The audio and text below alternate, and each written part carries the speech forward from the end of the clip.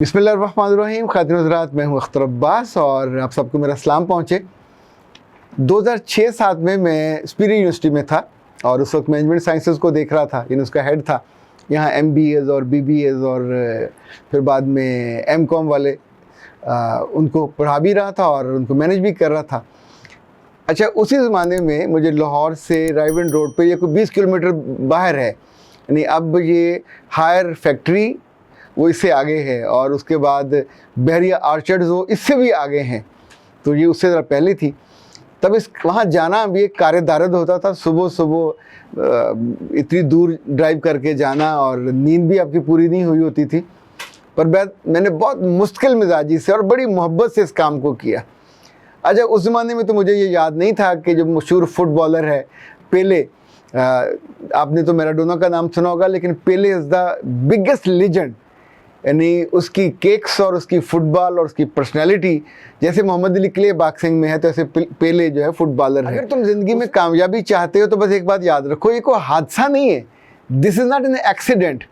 ये मुश्किल मिजाजी है, ये मुश्किल लर्निंग है, ये मुश्किल रीडिंग है और आखिरी जो बात उसने कही थी, ये मुश्किल मोहब्बत है। जब आप किसी काम को पूरी मोहब्बत से करने लग जाते हो या उस मोहब्बत को सीखने लग जाते हो तो कामयाबी का हादसा आपकी ज़िंदगी में आ जाता है। अच्छा, उस ज़माने में एक साहब, उनका नाम मुनिस था, मुनिस रहमान। वो पाकिस्तान तशरीफ़ लाए, यंग लड़का था, सांवला सा था और एकदम से लोगों ने उसका नाम और तस्वीरें रिक्शों के पीछे। अच्छा, उससे पहले रिक्शे एक थका हुआ थर्ड रेटेड टूल था जिस पे कुछ इश्तिहार लगते थे, विगों के और गंदे मंदे फिल्मों के लगते थे। ये रोज़ी.com पहला था कि जो इतने सारे रिक्शों के पीछे रोज़ी.com और साथ मुनिस की तस्वीर आई। इसने सबको मुतवज्जो किया, मुनिस कौन है, ये रोज़ी.com कौन है। और आप सोचिए 2007 में रोज़ी.com आगाज़ करने वाला ये लड़का इस वक्त पाकिस्तान में एक बहुत ही यानी बहुत उम्दा और ना सिर्फ एंटरप्रेन्योर है, एक रिस्पेक्टेड आदमी है जो ना सिर्फ एक बड़े बैंक के साथ मिलके, फिंजा वालों के साथ मिलके पाकिस्तान में एंटरप्रेन्योरशिप फैला रहा है, बल्कि इसने अपनी वालदा की मोहब्बत में, वालदा की निहारी, अम्मी की निहारी के नाम से एक अलग बिज़नेस स्टार्ट किया। वो भी एक मज़ेदार दास्तान है। लेकिन ये रोज़ी.com, चूँकि हमें बार बार वास्ता ये पड़ता था कि जितने बच्चे MBA के और BBA के फ़ारग होते थे, अब उनको जॉब चाहिए होती थी, तो जॉब के लिए CV बनाना, वो तो हम उनको एक्सरसाइज करा देते थे, वर्कशॉप करा देते थे। CV कैसे बनाना, वो CV जाए कहाँ? उन बेचारों को ना किसी कंपनी का पता होता था ना किसी और जगह का। तो जब रोज़ी.com आया तो ये CV को कलेक्ट करने का एक बहुत ही आसान और उम्दा ज़रिया था। फिर इन्होंने लोगों को एजुकेट भी करना शुरू किया, CV कैसे बनाएं, किस स्टाइल से बनाएं। रोज़ी.com से पहले नसीब.com के नाम से इनका अदारा था और मुनिस वो पायनियर था, माने कि जो 2005 या 6 में, इससे पहले यानी रोज़ी.com से पहले 2003 में अमेरिका में अपना कोई बिज़नेस स्टार्ट कर चुका था। और उस ज़माने में नई नई ये आई थी याहू और हॉटमेल और चीज़ें अमर्ज हो रही थी इंटरनेट पे, तो ये तब स्टार्टअप्स में वहाँ बहुत उम्दा बिज़नेस कर रहा था। बेसिकली अगर इसके बारे में कुछ जानना चाहे तो आपको हैरत होगी कि इनकी वालदा इनको डॉक्टर बनाना चाहती थी और ये जर्नलिस्ट बनना चाहते थे। फिर ये इंजीनियर बन गए, तो जब इंजीनियर बन गए तो वालदा ने कहा कि तुम अब डॉक्टर भी बन जाओ। मुमकिन है वो जो चाहती हूँ कि इंजीनियरिंग में डॉक्टर कर लो, बट ही रिफ्यूज़ और ये IT में चले गए। अच्छा, IT एक ऐसा शोबा है कि अगर आपके अंदर कोई जिन है तो फिर नोबडी कैन स्टॉप यू। उसके बाद फिर जो ना, success is the limit, sky is the limit, फिर आगे बढ़ते जाइए। नसीब.com इन्होंने अपने घर से स्टार्ट किया, घर के छोटे से कमरे में। अमेरिका से वालिदैन इनके आ गए, सऊदी अरब में थे, अमेरिका थे, वहाँ से वापस आ गए, ये भी आ गए। वालिदैन ने बहुत डांट डपट की, तुम मत आओ, तुम्हारा इस्टेब्लिश बिजनेस है। पर उनको अपनी माँ से मोहब्बत थी, उनके साथ जीना चाहते थे, रहना चाहते थे और वो अपना उन्होंने पूरा सामान और पूरा ट्राला भरा और पाकिस्तान आ गए। तो माँ को वो देख के भी हैरत हुई कि कहाँ उस सामान को रखें और कैसे उसको मैनेज करें। बहरहाल इन्होंने फिर उसी घर में छोटा सा एक जो कमरा था, वहाँ से 3 दोस्तों की मदद से नसीब.com का आगाज़ किया। और उसके कुछ अरसे के बाद जब इन्होंने ये नया काम करना चाहा रोज़ी.com वाला, तो उसका आइडिया ये था, कम चल पड़ी।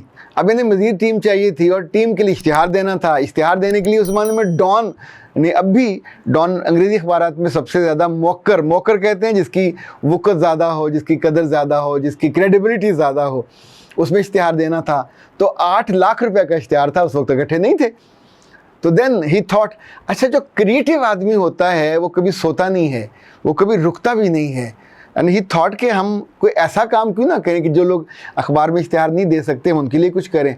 तो then rosie.com was created and initiated, और उन्होंने उसमें वो अपना इश्तिहार दिया, उन्हें वो लड़के मिल गए। उसके बाद ये किया कि उन्होंने rosie.com को फ्री ऑफ कॉस्ट, कि जो इसमें डालना चाहे अपना CV वो डालता जाए। फिर अदारे वहाँ से कंसल्ट करने लगे, मुख्तलिफ कंसल्टेंट वहाँ से करने लगे, और अगले 5-6 सालों में वो फ्री रहा। और चूँकि उसमें उन्होंने अपना मुनाफा शामिल नहीं किया, इनफैक्ट अप्रोच ये थी कि जैसे ये बड़ा हो जाएगा और लोगों की ज़रूरत बन जाएगा तो फिर एक नॉमिनल से फीस रख देंगे। He did that. जब भी लोग जल्दी लालच करते हैं तो उनका बिजनेस जल्दी बर्बाद हो जाता है। इन्होंने लालच नहीं किया। एक जिनकी मुझे बात बहुत अच्छी लगी, अंदर से कभी कहते नहीं हैं, but he is so soft, humble, अपनी वैल्यू से और अपने दीन से जुड़ा हुआ आदमी है। यंग, अभी तो ज़ाहिर है 10-20 साल और गुजर गए हैं, थोड़ा अब मैच्योर एक हो गए हैं। अपनी चूँकि वालदा से बहुत मोहब्बत करते थे, तो इन्होंने एक दफ़ा वालदा की मदद के लिए अपने एक रनर को, या जो असिस्टेंट था दफ्तर में, शायद काशिफ नाम था उसका, उसको भेजा घर में। अच्छा, उसको खाना पकाना आता था। फिर वो घर में ही रहा, उसने सारा वालदा को सर्व किया, वालदा से सीखा। तो इनकी वालदा निहारी बहुत अच्छी बनाती थी और ख़ानदान के सारे लोग महीने में एक दफ़ा निहारी खाने आते थे। तो वालदा की वफ़ात के बाद इन्होंने माँ के नाम को ज़िंदा रखा और एक दुकान बनाई। ये भी ऑनलाइन दुकान है, और ये निहारी जो अम्मी की निहारी के नाम से, और वो भी बहुत कामयाब सिलसिला चला। खातिन, जब स्पीड यूनिवर्सिटी के बाद मैंने उर्दू डाइजेस्ट को ज्वाइन किया, तो उस ज़माने में पाकिस्तान की 100 बड़ी कंपनियों का बड़ा गलगला और चर्चा था। और ये वो कंपनियां थी जिन्होंने कुछ 300% तक इम्प्रूवमेंट की थी, तरक्की की थी, और उसमें मुनस का नाम भी था।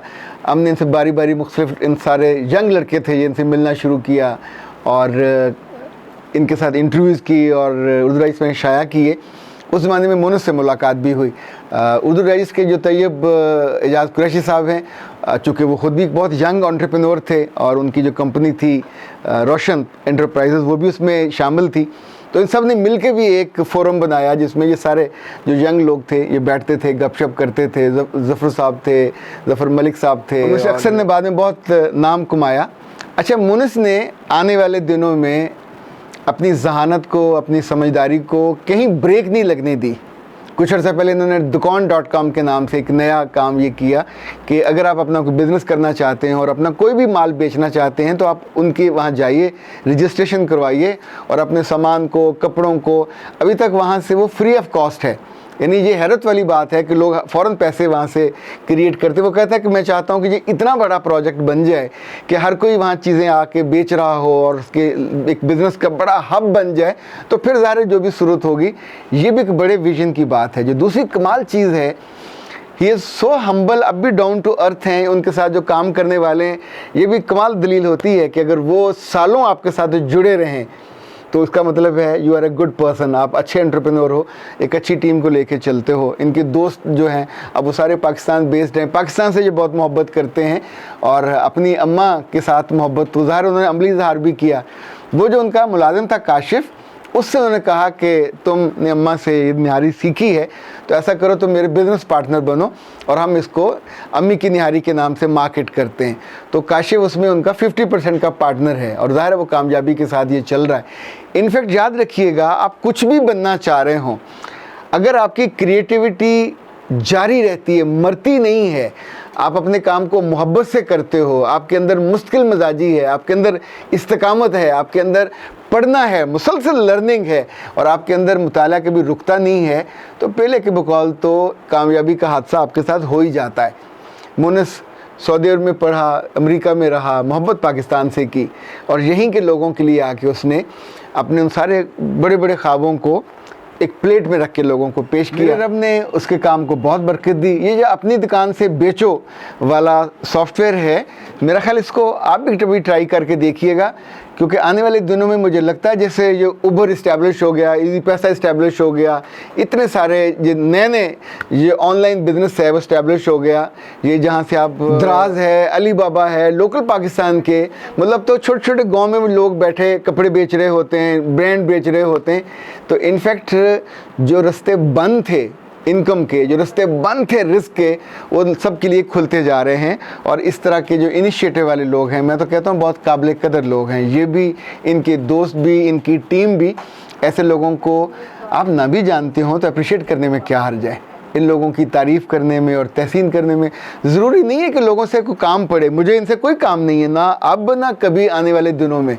पर जो आप कभी किसी को बगैर काम के, बगैर वजह के अप्रिशिएट करते हैं तो इनफैक्ट ये आपका ज़र्फ़ भी होता है, हौसला भी होता है। और ऐसे लोगों की जब आप एडमायर करते हैं तो अपने ही दुनिया के, अपने ही मुल्क के खूबसूरत लोगों को, अच्छे लोगों को, काबिल कदर लोगों को, जो एडमायर किए जाने काबिल होते हैं, जो अडोरेबल होते हैं, आप उनको लोगों से मुतारफ़ कराते हो। ये रिक्शे से उतर के अब बड़े बड़े ऑफिस में और बड़े बैंक के साथ अभी इन्होंने कितने सारे लोगों को, यानी ऑनलाइन उस फिंजा के साथ बड़े आराम से आप लोन ले सकते हैं, अकाउंट खोल सकते हैं और बगैर कोई लंबा चौड़ा कोई कार्रवाई नहीं होती। जो उनका टारगेट है कि मैक्सिमम लोगों को एंटरप्रेन्योर बनाया जाए, यानी लोग नौकरियां करने की बजाय, ढूंढने की बजाय अपने छोटे छोटे काम करें, उसमें से कमाएं आइडिया के साथ। और जहां उनको दिक्कत हो वो अपनी जॉब के लिए तो rozi.com पे जाएं, और अगर ये बिज़नेस करना चाहते हैं तो अपनी दुकान से बेचो वाले उस पर जाएं। खासकर ज़रा छोटे कारोबार की तरक्की हो या छोटे दिल की तरक्की हो, दोनों सूरतों में वहाँ आसपास रहने वालों को बहुत फ़ायदा होता है। आप सब लोग सलामत रहिए। कभी आपका नाम भी ऐसे किसी रिक्शे की पीछे, किसी कारखाने पे, बड़े सारे बोर्ड पे, किसी बिल बोर्ड पे, किसी इश्तिहार पे आए तो कोई ना कोई अख्तर अब्बास आने वाले 10 साल बाद, 5 साल बाद आपकी बात करे तो तब आपको ये लम्हा बहुत अच्छा लगेगा। अख्तर अब्बास को इजाज़त दीजिए। अस्सलाम वालेकुम।